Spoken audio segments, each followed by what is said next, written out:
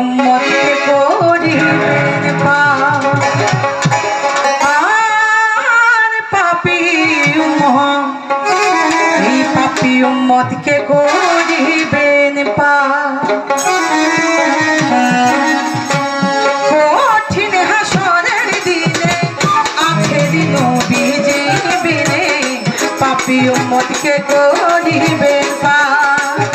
আর পাপী উম্মতকে করিবেন পার।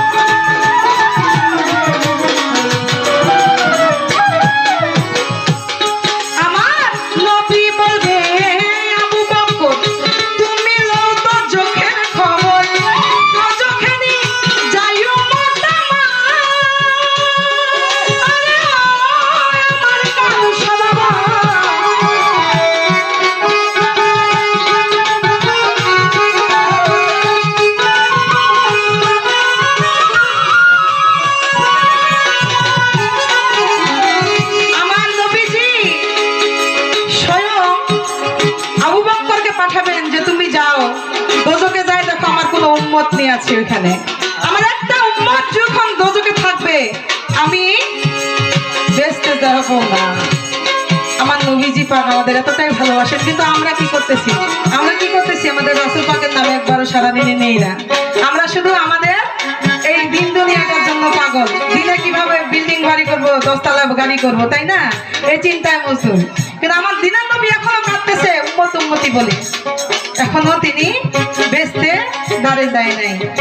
একটা উম্মত যখন দোজখে থাকবে আমার নবীজি পাক আমাদের থেকে যাবে না। তাহলে আমাদের তাদের জন্য কি করা উচিত? রাসূল পাককে স্মরণ করা উচিত। যেই মুর্শিদ সেই রাসূল, আবার খোদাও সে হয়। আমার কালুসা বাবার মতো অনেক পীর আউলিয়া আছে যাদের মাধ্যমে আমরা আমাদের রাসূল পাকের সন্ধান পাইতে পারি। আর আমার রাসূল পাকের সন্ধান পাইলে আমার আল্লাহকে পাওয়া হয়ে যাবে। সেজন্য বলেছেন